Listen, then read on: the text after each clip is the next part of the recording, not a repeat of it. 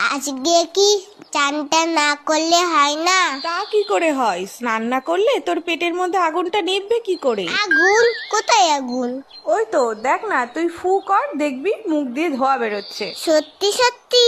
হ্যাঁ তো, যা আয়নায় গিয়ে দেখ।